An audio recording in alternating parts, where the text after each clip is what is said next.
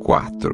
Meu pai, Pai, vê que não há em mim nem mal nem rebeldia, e não pequei contra ti, ainda que andas à caça da minha vida para me atirares. 1 Samuel 24 versículo 11. No capítulo anterior, vimos como os irmãos de José tentaram destruí-lo. Vimos a dor que experimentou por causa dessa traição. Talvez esteja familiarizado com essa situação. Você foi traído por aqueles que eram próximos a você, aqueles de quem esperava amor e encorajamento. Neste capítulo, quero lidar com uma situação ainda mais dolorosa do que a traição de um irmão. Uma coisa é ser rejeitado e prejudicado por um irmão. Outra, bem diferente, é ser rejeitado e prejudicado pelo pai. Quando falo de pais, não estou me referindo apenas pais biológicos, mas a qualquer líder que Deus nos deu. As pessoas que achamos que iam amar-nos, treinar-nos, alimentar-nos e cuidar de nós.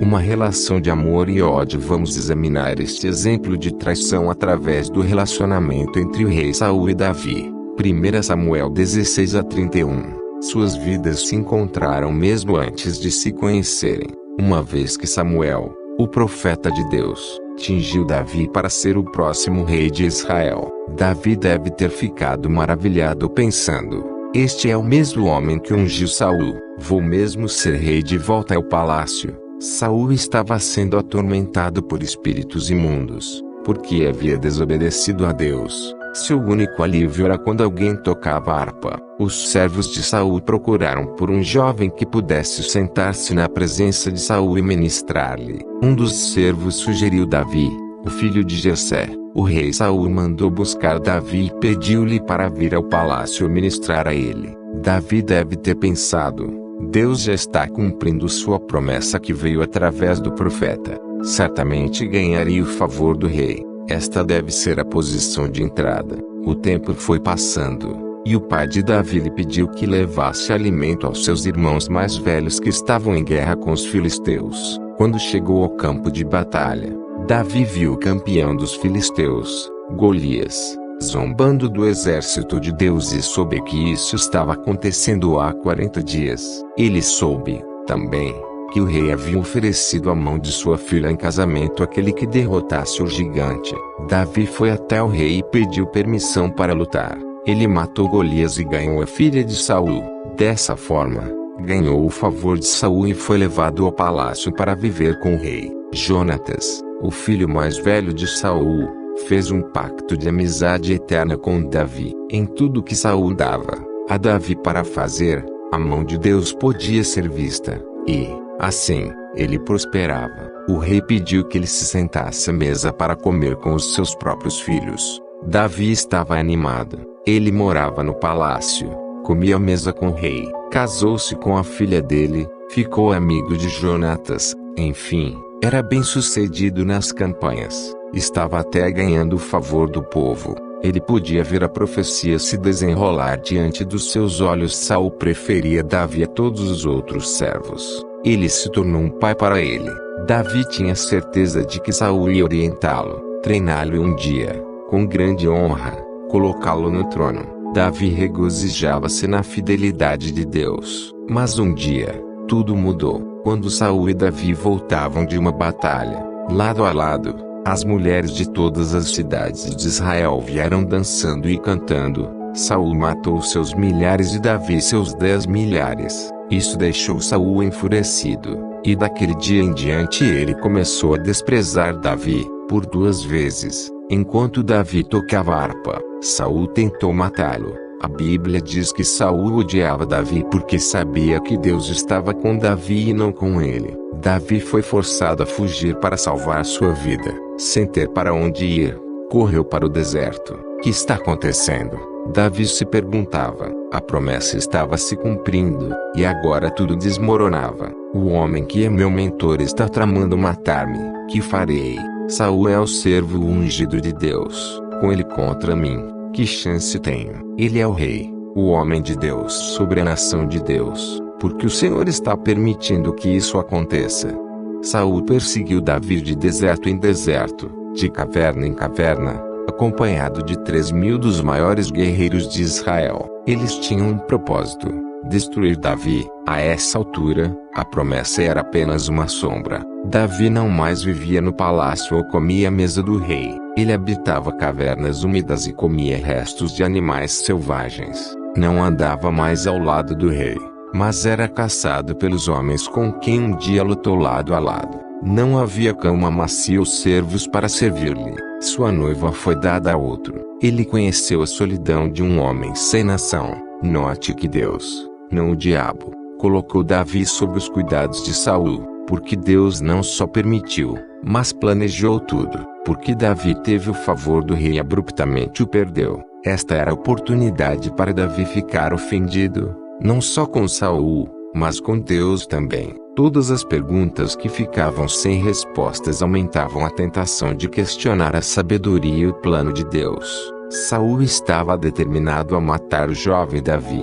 a qualquer custo, tanto que sua loucura aumentava. Ele se tornou um homem desesperado. Os sacerdotes da cidade de Nob providenciaram um abrigo, comida e a espada de Golias para Davi. Não sabiam que Davi estava fugindo de Saul e achavam que ele estava numa missão para o rei. Eles perguntaram a Davi sobre o Senhor que estava em favor dele, e o mandaram seguir seu caminho. Quando Saul descobriu, ficou furioso, matou 85 inocentes sacerdotes do Senhor e correu o fio da espada em toda a cidade de Nob, homem, mulher, criança, bebê que amamentava, gado, burros e ovelhas. Ele cumpriu um julgamento contra eles, os inocentes, que deveria ter caído sobre os amalequitas. Era um assassino. Como Deus poderia ter posto seu espírito sobre um homem assim? A essa altura, Saul soube que Davi estava no deserto de Engedi e saiu à sua procura com 3.000 guerreiros. Durante a viagem, para descansar do lado de fora de uma caverna, sem saber que Davi estava lá dentro, Saul tirou seu manto e o deixou de lado. Vagarosamente Davi saiu de seu esconderijo, cortou um pedaço do manto e se retirou sem ser notado. Depois que Saul saiu de perto da caverna, Davi se prostrou e chorou. Olha, pois, meu pai, vê aqui a orla do teu manto na minha mão, vê que não há em mim nem mal nem rebeldia, e não pequei contra ti, ainda que andas à caça da minha vida para me tirares. 1 Samuel 24 versículo 11. O clamor de Davi para Saul era: meu pai, meu pai. Na verdade, ele clamava: veja meu coração, seja um pai para mim. Eu preciso de um líder que me treine, não que me destrua. Mesmo quando Saul planejava matá-lo, o coração de Davi queimava de esperança. Onde estão os pais? Já vi esse choro em inúmeros homens e mulheres no corpo de Cristo. Muitos deles são jovens e têm um forte chamado de Deus. Eles clamam por um pai, um homem que os discipline, ame, apoie e encoraje. Esta é a razão pela qual Deus disse que converterá o coração dos pais, líderes, aos filhos, pessoas, e o coração dos filhos a seus pais, para que eu, Deus, não venha e fira a terra com maldição. 1 Samuel 14 versículo 6. Nossa nação perdeu seus pais, biológicos, líderes ou ministros, nos anos 40 e 50. E agora nossa condição está cada vez pior. Assim como Saul, muitos líderes de nosso lar, empresa e igreja estão mais preocupados com seus alvos do que com seus filhos. Por causa dessa atitude, esses líderes veem o povo de Deus recursos para servir a sua visão, em vez de ver a visão como meio de servir as pessoas. O sucesso da visão justifica o custo de vidas machucadas e pessoas destruídas. Justiça, misericórdia, integridade e amor são deixados de lado por causa do sucesso. As decisões se baseiam em dinheiro, números e resultados. Isso abre as portas para o tratamento que Davi recebeu. Afinal, Saul tinha um reino para proteger. Esse tipo de tratamento é aceitável na mente dos líderes porque estão trabalhando na pregação do evangelho. Quantos líderes dispensaram homens que trabalhavam sob sua autoridade por causa de alguma suspeita? Porque esses líderes suspeitam, porque não estão servindo a Deus, estão servindo a uma visão. Assim como Saul, estão inseguros sobre o seu chamado e fomentam inveja e orgulho. Eles reconhecem qualidades de Deus em algumas pessoas e, Então, usam-nas enquanto lhes forem úteis. Saul aproveitou o sucesso de Davi até que ele se tornou uma ameaça. Dispensou Davi e esperou uma razão para destruí-lo. Tive a oportunidade de conversar com inúmeros homens e mulheres que clamavam por alguém a quem prestar contas. Eles desejavam submeter-se a um líder que os discipulasse. Sentiam-se isolados e solitários. Procuravam alguém que lhes servisse de pai. Mas Deus permitiu que sofressem rejeição, pois queria fazer neles o que fez em Davi. Ouça o que o Espírito tem a dizer. Davi estava preocupado que Saul acreditasse em sua rebeldia e maldade. Deve ter sondado seu coração, dizendo: onde foi que eu errei? Como foi que o coração de Saul se voltou contra mim? Por isso ele clamou: no fato de haver eu cortado a orla do teu manto sem te matar, reconhece e vê que não há em mim nem mal nem rebeldia. Veja 1 Samuel 24 versículo 11. Davi pensou que, se pudesse provar seu amor por Saul, este restauraria o seu favor por ele e a profecia seria cumprida. As pessoas que foram rejeitadas por seu pai ou líder tendem a tomar toda a culpa para si. São prisioneiras de pensamentos que as tentam. Como: que foi que fiz? E meu coração era impuro. Algumas vezes questionam: quem virou o coração do meu líder contra mim? Dessa forma, tentam constantemente provar sua inocência. Acham que, se demonstrarem lealdade e valor, serão aceitos. Infelizmente, quanto mais tentam, mais rejeitados se sentem. Quem irá vingar-me? Saul reconheceu a bondade de Davi quando percebeu que ele poderia tê-lo matado e não o fez. Ele e seus homens se retiraram. Davi deve ter pensado: agora, o rei vai restaurar-me. Agora, a profecia será cumprida. Obviamente, ele vê meu coração e vai tratar-me melhor. Devagar, Davi. Pouco tempo depois, os homens relataram a Saul que Davi estava nas montanhas de Aquilá. Saul foi à sua procura com os mesmos 3.000 soldados. Tenho certeza de que isso deixou Davi arrasado. Ele percebeu que não era um mal-entendido e que Saul, intencionalmente, queria tirar-lhe a vida. Como deve ter se sentido rejeitado. Saul conhecia seu coração e, mesmo assim, marchou ao seu encontro. Davi desceu com Abisai para o acampamento de Saul. Nenhum guarda os viu, porque Deus os fez dormir profundamente. Os dois homens se esgueiraram até onde Saul estava dormindo, passando por todo o exército sem serem notados. Abisai argumentou com Davi: Deus te entregou, hoje, nas mãos do teu inimigo. Deixa-me, pois, agora, encravá-lo com a lança, ao chão, de um só golpe. Não será preciso segundo. 1 Samuel 26 versículo 8. Abisai tinha boas razões para achar que Davi o deixaria matar Saul. Primeiro, Saul já havia assassinado, a sangue frio, 85 sacerdotes inocentes e suas famílias. Segundo, estava com um exército de 3.000 para matar Davi e seus seguidores. Se você não mata o inimigo primeiro, Abisai pensou, ele certamente o matará. É legítima defesa. Qualquer tribunal concordaria com isso. Terceiro, Deus, através de Samuel, ungiu Davi como o próximo rei de Israel. Davi deveria querer sua herança se não queria ser um homem morto sem que a profecia se cumprisse.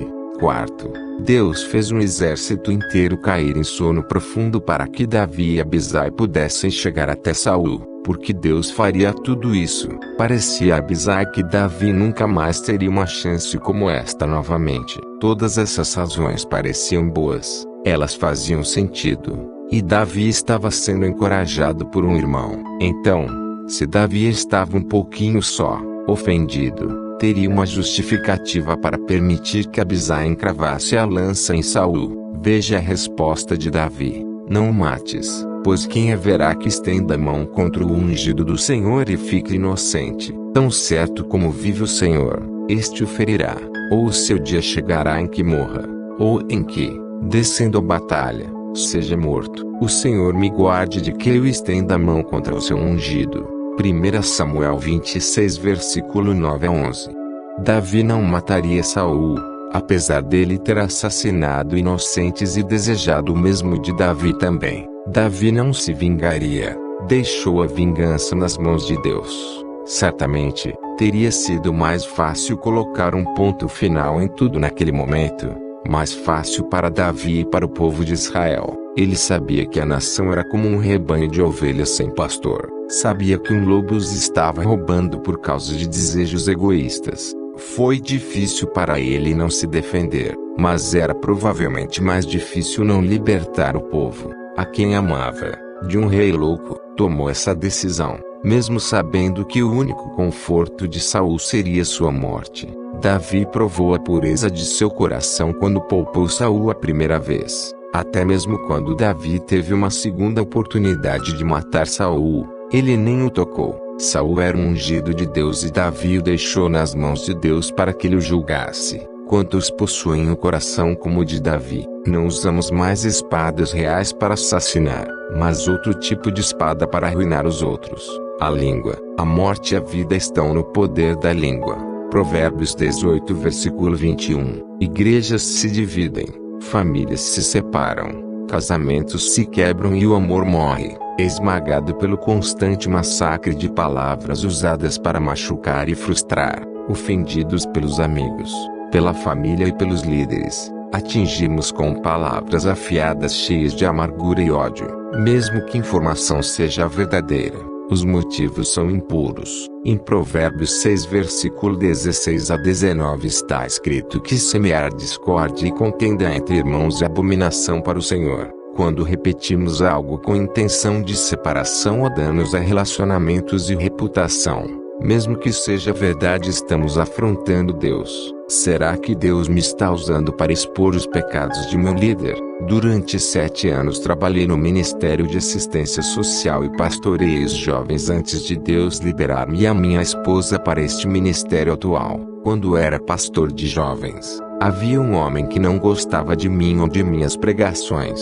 Geralmente, isso não me afetava, mas esse homem era autoridade sobre mim. Acreditava que Deus me havia dito para pregar sobre pureza e ousadia aos jovens, e seu filho fazia parte do grupo. O coração desse jovem estava começando a borbulhar. Um dia, ele veio a nós chorando. Ele estava extremamente chateado porque sentia que o estilo de vida que experimentava em sua casa contradizia com o que o desafiava a seguir. Esse incidente e outros conflitos pessoais fizeram com que seu pai se decidisse livrar de mim. Ele é o pastor titular por causa do ódio que sentia por mim e me acusava injustamente. Depois, vinha até mim dizendo como o pastor titular estava contra mim, mas que ele próprio me defendia. Houve uma série de memorandos que, apesar de não terem meu nome escrito, indicavam que se tratava de minha pessoa. Ele sorria para mim, mas sua intenção era me destruir.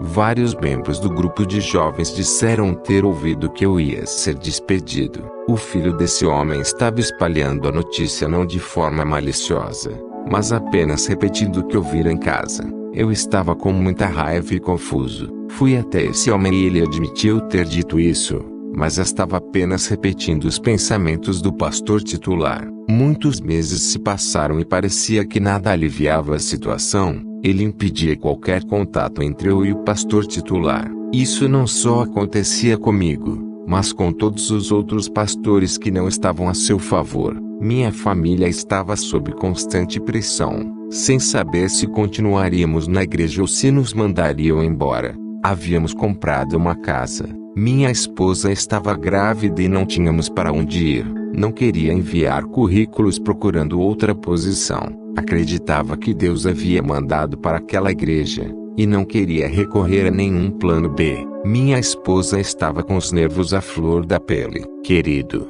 sei que irão despedir você. Todos dizem isso. Eles não me contrataram e não podem despedir-me sem a aprovação de Deus. Disse-lhe. Ela achava que eu estava negando as circunstâncias e me implorou que saísse de lá logo. Finalmente, recebi a notícia de que decisão final sobre minha saída havia sido tomada. O pastor titular anunciou que a igreja estava passando por um momento de mudanças em relação aos jovens. Eu ainda não havia conversado com ele sobre o conflito com o líder que ele tinha escolhido para mim. Tinha um encontro com o pastor num dia, e o outro líder ia conversar com ele no dia seguinte. Deus me impediu de me defender. Quando o pastor e eu nos encontramos, me surpreendi ao encontrá-lo sentado, só, em seu gabinete. Ele olhou para mim e disse: John, Deus o enviou para esta igreja. Eu não deixarei que se vá. Eu estava aliviado. Deus me protegeu no último instante, porque este homem o persegue.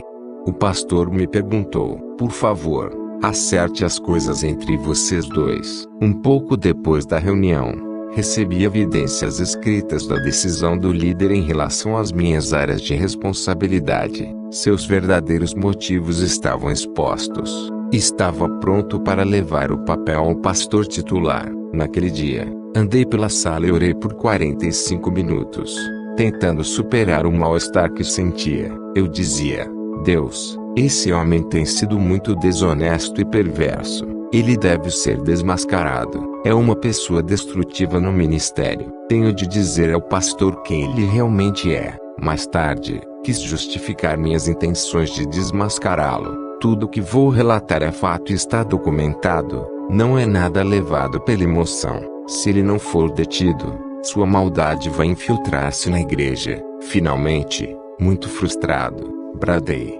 Deus, o Senhor não quer que eu o exponha. Quer? Quando eu pronunciei essas palavras, a paz de Deus inundou meu coração. Sacudi minha cabeça maravilhado. Sabia que Deus não queria que tomasse providências. E então joguei fora todas as evidências. Mais tarde, quando pude analisar a situação com mais objetividade, percebi que queria vingar-me mais do que proteger pessoas no ministério. Havia me convencido de que meus motivos não eram egoístas. Minhas informações eram precisas, mas meus motivos eram impuros. O tempo passou e um dia, quando estava orando do lado de fora da igreja antes do expediente, aquele homem caminhava em direção ao prédio. Deus me impeliu a ir até ele e me humilhar. Imediatamente fiquei na defensiva. Não, Senhor, ele é que tem que vir até mim. Ele é o responsável por todo este problema. Continuei orando, mas, novamente, o Senhor insistiu em que eu deveria ir imediatamente até ele e me humilhar. Sabia que era Deus. Liguei para seu gabinete e fui até lá. O que disse e como disse foi muito diferente do que teria sido se Deus não tivesse tratado comigo antes. Com toda sinceridade, pedi perdão. Tenho criticado e julgado você. Confessei. Ele, imediatamente, relaxou, e então caminhamos juntos durante 1 hora. Daquele dia em diante, seus ataques contra mim cessaram, apesar de ainda haver alguns problemas entre ele e outros pastores. 6 meses mais tarde, quando estava ministrando fora do país, tudo que aquele homem havia feito de errado foi exposto ao pastor titular. Nada tinha a ver comigo, mas com outras áreas do ministério. O que ele estava fazendo era bem pior do que eu sabia. Ele foi, imediatamente, demitido. O juízo veio, mas não por intermédio de minhas mãos. O mesmo que ele quis fazer comigo acabou acontecendo com ele. Quando tudo isso, porém, aconteceu, não fiquei contente. Fiquei triste por ele e sua família. Compreendi sua dor porque eu mesmo já havia passado por ela quando estava nas mãos daquele homem. Eu o amava, já que eu havia perdoado 6 meses antes. Não queria que isso estivesse acontecendo com ele. Se ele houvesse sido despedido quando eu ainda estava com raiva, teria ficado contente. Eu sabia que estava livre da ofensa que guardava. Humildade e o fato de não aceitar vingança me livraram da prisão da ofensa. 1 ano mais tarde, encontrei com ele no aeroporto. Eu estava atordoado com o amor de Deus. Corri até ele e o abracei. Se não me houvesse humilhado naquele dia no gabinete, não teria sido capaz de olhá-lo nos olhos aquele dia no aeroporto. Já se passaram 7 anos desde que o vi, mas sinto muito amor por ele, e é meu desejo que a vontade de Deus se cumpra em sua vida. Davi foi muito sábio quando decidiu deixar Deus ser o juiz. Você pode perguntar, quem Deus usou para julgar Saul, seu servo? Os filisteus. Saul, juntamente com seus filhos, morreu combatendo os filisteus. Quando a notícia chegou até Davi, Ele não comemorou, ficou de luto. Um homem cheio de si disse a Davi que havia matado Saul. Ele esperava que a notícia o favorecesse, mas ela teve o efeito oposto. Como, então, não teve medo de matar o ungido de Deus? Davi perguntou. Ordenou então que o homem fosse executado. Veja 2 Samuel 1 versículo 14 a 15. Davi, então, compôs uma canção para o povo de Judá cantar em honra de Saul e seus filhos. Davi pediu ao povo que não noticiasse nas cidades dos filisteus, para que eles não se alegrassem. Ordenou que não chovesse, nem nada crescesse no lugar onde Saul foi morto. Conclamou o povo de Israel para chorar a morte de Saul. Este não é um coração ofendido de um homem. Um homem ofendido teria dito teve o que merecia. Davi foi, ainda, mais longe. Não matou os que ficaram da casa de Saul. Em vez disso, providenciou comida e terra, e concedeu a um descendente um lugar à mesa do rei. Alguma semelhança com o homem ofendido, embora Davi tivesse sido rejeitado por aquele que deveria ter sido como um pai para ele, permaneceu fiel até após a morte de Saul. É fácil ser fiel a um líder ou pai que nos ama, mas que dizer daqueles que nos destroem? Você quer ser um homem ou mulher que age segundo o coração de Deus, ou pretende vingar-se? É correto Deus vingar seus servos, mas é incorreto os servos de Deus se vingarem.